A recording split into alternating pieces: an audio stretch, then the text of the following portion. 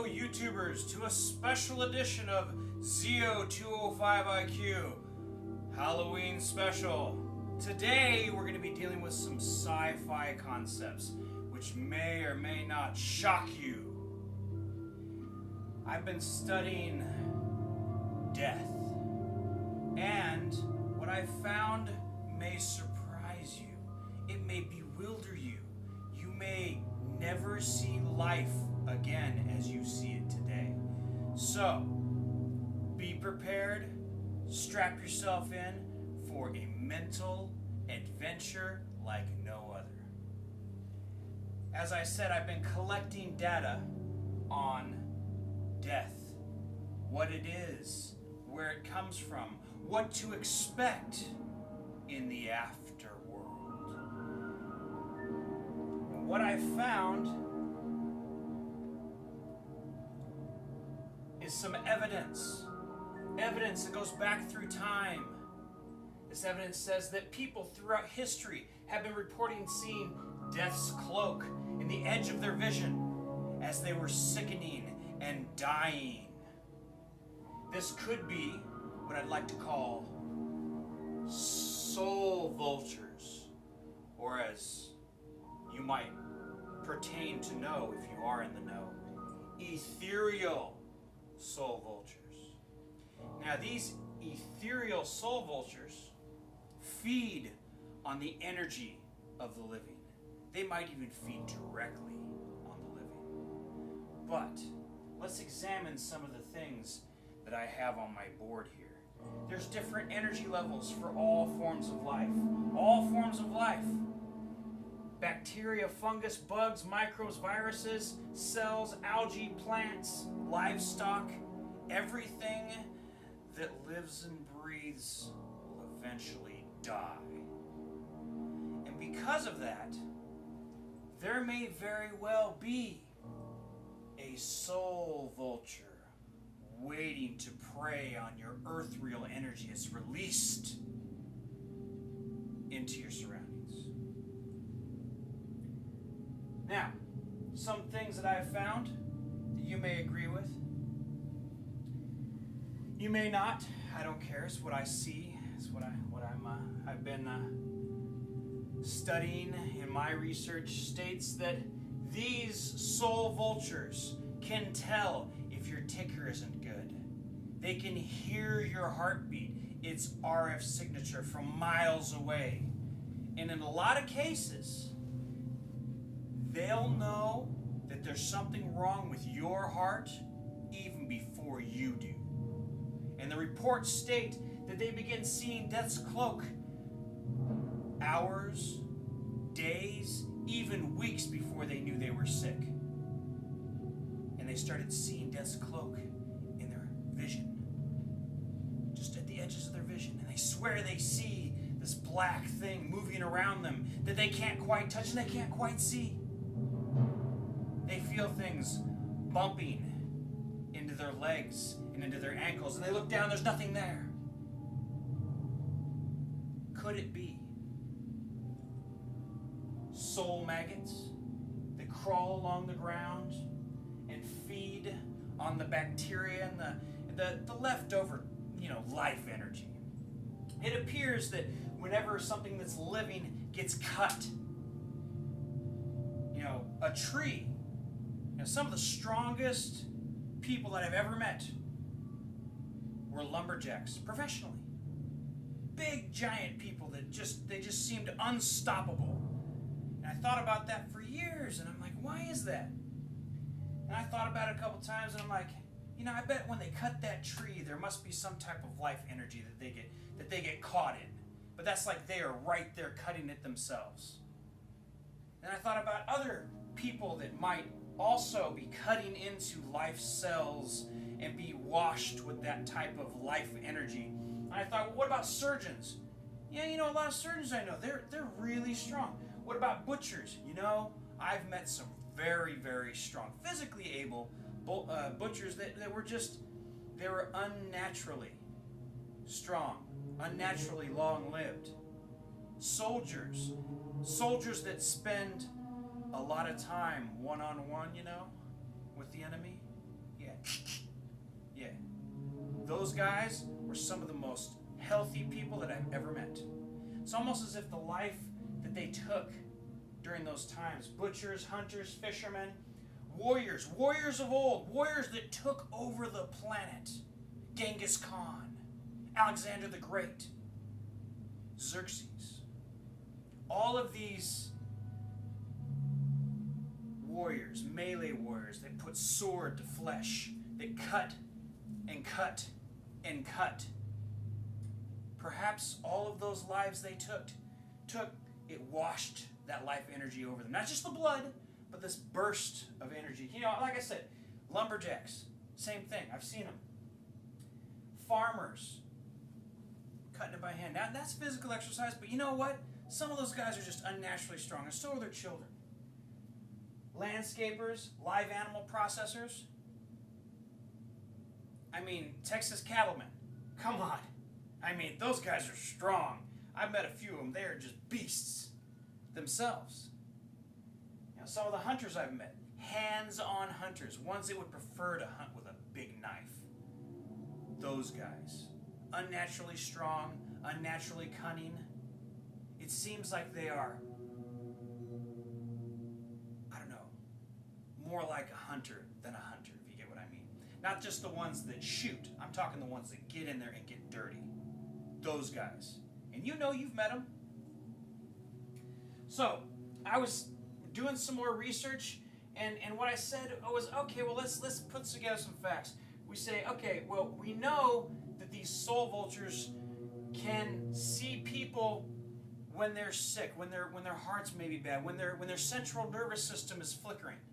And I thought about that from a scientific standpoint, and what do we have? We have these RF, these radio antennas that can look into deep space and see RF events light years away, billions of light years away.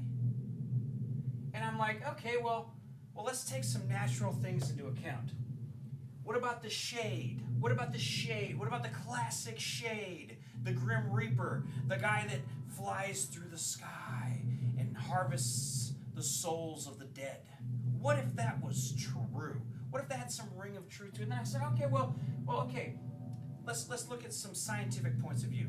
How about the golden spiral? How about the golden spiral used in an RF antenna? Well, that kind of fits here. And if you remember, the drawings of death had that little curl. So that could be an RF cavity to where that thing, that shade, that soul vulture could see you from miles and miles away. From line of sight, 27 miles away. It could hear your bad heart. And not only could it hear you, but there's probably a whole bunch of them that could hear you. And you don't just see one. You see one here, you see one here. It's not the same one. It seems like there's more than one. That's what the reports say. So, let's think about this. Apex predator. Apex predator. That means it's at the top of its game. It feeds on us. Whoa. So we have this RF cavity where it can see our heartbeat from our central nervous system of 900 to 965 megahertz. The frequencies of our central nervous system. It can see it from miles away using an RF antenna cowl. Okay. Why is this energy released? Let's talk about this in a scientific point of view, from a magnetic point of view. If you have a magnet, then normally the magnetic field goes straight through it, and you put a break in that magnet, like a solar flare, the energy bubbles out and follows the magnetic path out, and it just sprays it out.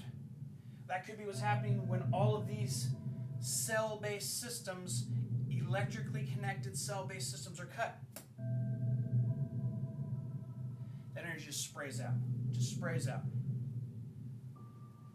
Now, from what I can tell, these things can detect uneven heartbeats from miles away using the golden ratio RF antenna built into what we see as their cowl.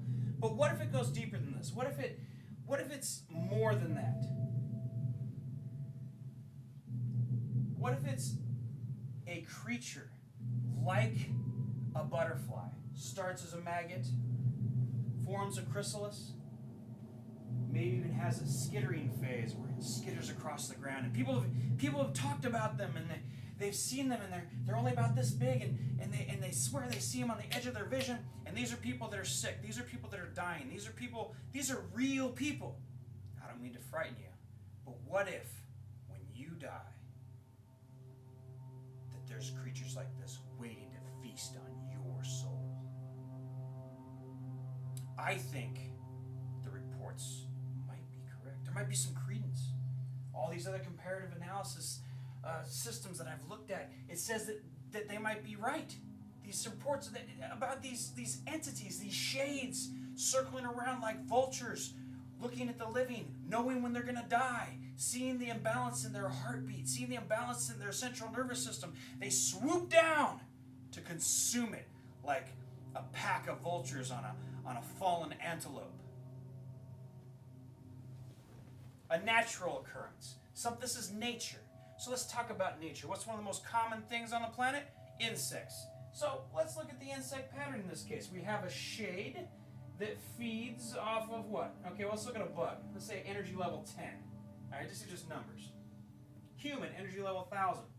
We got all this mat of death's energy that spreads across the ground from all these bacteria and all these cells and all these things that are dying all the time. And they just crawl along the ground and sponge it up.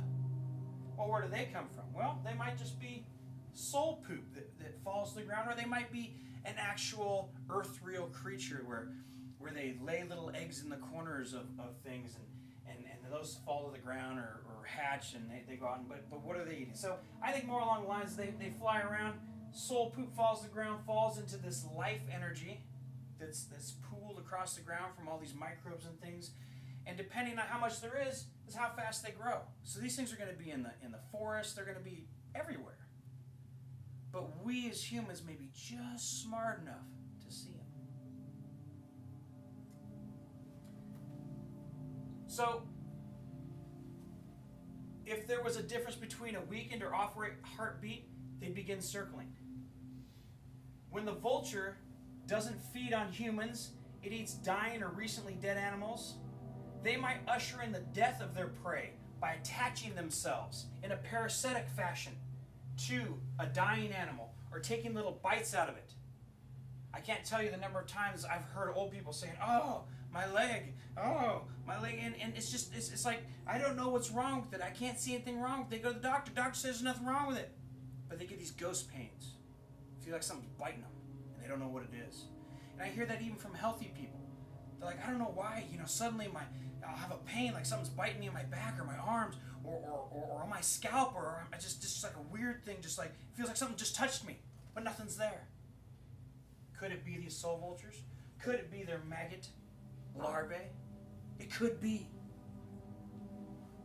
What if the parasite wrapped itself around your leg while you slept or you walked around? What if you walked through an area where there's a whole bunch of these things and they follow you home? What if the soul vulture follows you home when you're out there in the world? And it follows you home and it's circling, you've got them all over your house like ravens up and down your house because they know you're going to die.